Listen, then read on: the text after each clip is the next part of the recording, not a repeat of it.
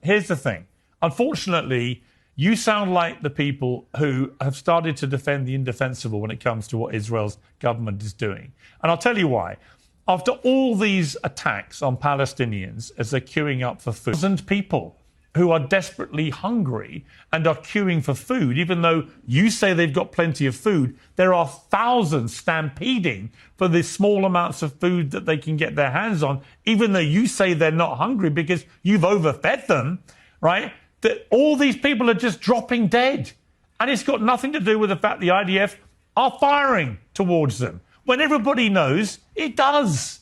And this is the problem when you defend the indefensible. It would have so much more credibility if the IDF just once said, you know what, we did. And the other point I'd make, Shawaz, is when you now just tell me I'm talking nonsense and they're all overfed and no one's getting killed and it's all on Hamas.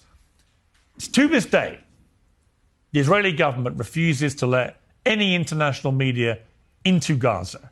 And it's not because of the quaint notion that they're worried about the safety of journalists, because they've killed over 200 Palestinian journalists. They don't care about the health and safety of journalists, and it's not their business to decide about the safety requirements of journalists. It's the business of the organizations that employ them. But until Israel's government allows foreign media into Gaza to verify its endless, in my opinion, utterly disingenuous statements, then no one should believe a word they're now saying. Because why should we? Why should we? Why should we believe anything that the Israeli government is saying about any of this when they don't want the world's media to see it? After October the 7th, what was the first thing they did? They brought the world's media into the kibbutzes to see the full horror of what Hamas did, to verify the truth. But they won't apply that same thinking to verifying the truth in Gaza. And as a journalist, I know why they don't want to do that. They don't want people to see the truth. They're hiding the truth. That enables them to lie with impunity and to discount any responsibility for anything they're doing. And if I sound angry about this, it's because I'm bloody angry about it. Because it's so obvious that they don't want people to see the truth. And you can sit here and you can say till you're blue in the teeth, there's nothing going on that's wrong. There's nothing to see here. It's all on Hamas. No one's starving anyone. No one's shooting anyone in food aids. No one's doing anything wrong. This is the most moral army in the world. Well, okay, so let the journalists in and we can see for ourselves just how true that all is. Welcome to the Deep Dive. Today, we're really getting into something quite significant. A major shift happening out there in the media world. We're going to unpack what's being called a rare media moment. It involves Piers Morgan, the British broadcaster, making a really dramatic public turnaround. Yeah, moving from, consistently backing one particular narrative to suddenly offering sharp criticism, direct challenges. It's presented as reflecting just the sheer scale of a humanitarian catastrophe. Exactly. And what's so fascinating as we look into this is how it's framed. It's not just about him, about Piers Morgan as an individual. It's put forward as a sign of these deeper undercurrents. It suggests that sometimes the facts on the ground, the reality, just becomes too overwhelming for even the most, let's say, established narratives. So our goal here is to really dig into the specifics of this shift, this pivot, and explore what the broader implications might be according to the information we're examining for how events are reported, how they're understood globally. Okay, let's dive in. So the picture painted initially is pretty clear. Piers Morgan, one of the first, maybe most visible Western media figures really pushing the Israeli narrative after October 7th, 2023. We're told he spent weeks, justifying military actions, going after anyone who described the events as a genocide. Mm-hmm. And if you connect that to the bigger picture discussed here, it really highlights his role early on within what's characterized as a justification machine. Mm-hmm. And this isn't just a minor adjustment he's made. The analysis states he's undergone an almost complete reversal. That's a huge change from his previous stance. An almost complete reversal. So what's the interpretation of that? What does it mean? The material argues pretty strongly that this pivot isn't really because he's suddenly switched sides, become pro-Palestinian necessarily. Instead, it argues, and this is the direct quote, that the truth became bigger than could be hidden and the crimes became too horrific to be beautified. It really paints a picture of a tipping point, doesn't it? A moment where even the narrative's, quote, biggest cheerleaders find they just can't spin it anymore. They can't deceive their audience. Yeah, the phrasing used is quite dramatic that he jumped from the ship.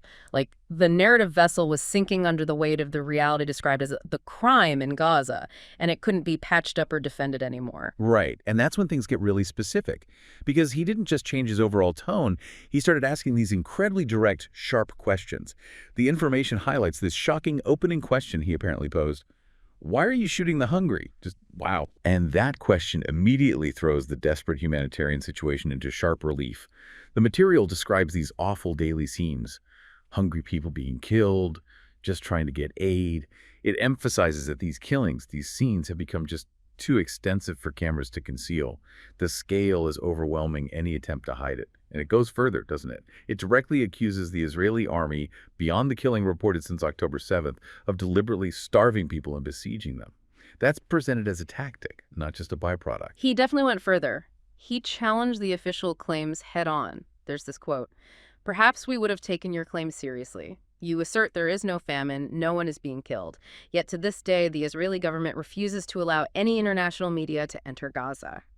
That refusal, that lack of access for international media seems to be a real sticking point for him in this shift. Absolutely. And the interpretation offered is that this signifies a fundamental collapse of trust, coming from him, one of the biggest Western media voices. A collapse of trust in the credibility of the narrative around having, quote, the most ethical army in the world. That narrative relies heavily on transparency and adherence to certain principles. So, for someone who previously amplified that narrative to question it so directly, well, it suggests that credibility, from his perspective at least, has been seriously damaged. It suggests the official story just isn't holding water anymore, even for those who are inclined to believe it. And he didn't stop there. He tackled the journalist issue too, which is obviously incredibly sensitive. The material says he delivered a harsh blow to the claims about protecting journalists, stating bluntly, "The reason is not, as you claim, fear for the safety of journalists, but because you have killed more than 200 Palestinian journalists." 200. That's a stark accusation.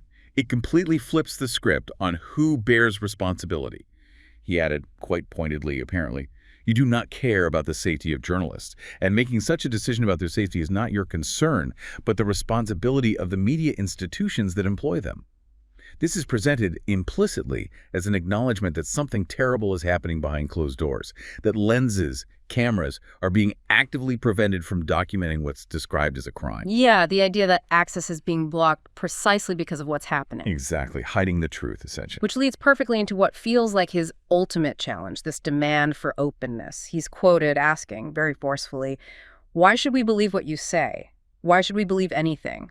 Let us enter Gaza, let us see that for ourselves, and verify the accuracy of everything you claim." That's putting them in a corner, as the analysis suggests. It's a very direct challenge.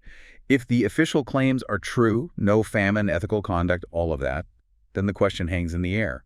Why prevent journalists from entering? And why is the truth being hidden? It makes that demand for access, for independent verification, absolutely central to the whole thing. It becomes the litmus test. Precisely. If you have nothing to hide, open the doors. The refusal implies there is something to hide.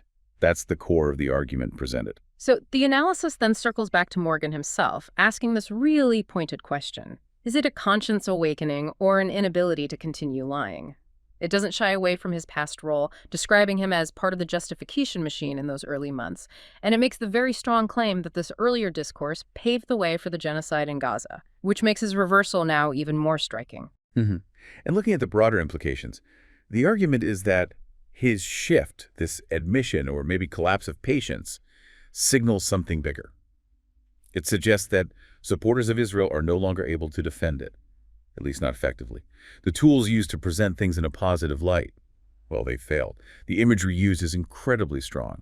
The tools of beautification collapsed before a sea of blood, and the masks of the ethical army fell under the rubble of children, the hungry, and the displaced. Powerful language. It is. And it's presented as clear evidence, albeit belated, that what's happening is viewed not as a targeted counterterrorism operation, but as a full-blown humanitarian catastrophe and an open genocide. The sheer scale just broke through the narrative. So the conclusion drawn is that while his recent words don't necessarily wipe clean his earlier media record, They act as a really strong indicator that lying is no longer possible, that the reality, that crimes in Gaza have become so visible, so undeniable, they've exposed everyone, even those who were silent or who actively justified things before. And the sheer human cost described is just staggering. The numbers mentioned. Statistics of martyrs in Gaza approaching 60,000, hundreds of thousands injured and displaced. The analysis directly challenges you, the listener. If that doesn't awaken someone's conscience, what possibly could? It also notes Morgan himself witnessed these massacres, implying direct exposure played a part. Right. Suggesting he perhaps tried to remain neutral initially, maybe struggled with it, but then ultimately chose recently to engage his mind, not shut it down. Perhaps, as the material suggests, to at least preserve what remains of his humanity. It speaks to the power of overwhelming reality, doesn't it? That sometimes the truth, however horrific, can force its way through even deeply held positions or narratives. It certainly presents a powerful case study, this examination of Piers Morgan's shift. It really focuses on that breaking point where controlling the information just doesn't work anymore against the pressure of events on the ground. Which really leaves us with a question for you listening to this. When you see this kind of thing happens, a prominent voice doing a complete 180 on a major global issue, how do you evaluate it? How do you decide if it signals a genuine breakthrough of truth, an undeniable reality forcing its way out? What signs do you look for that suggest a narrative is collapsing under its own weight, revealing something that was previously hidden? And what does this whole episode tell us about the struggle between narrative and reality today?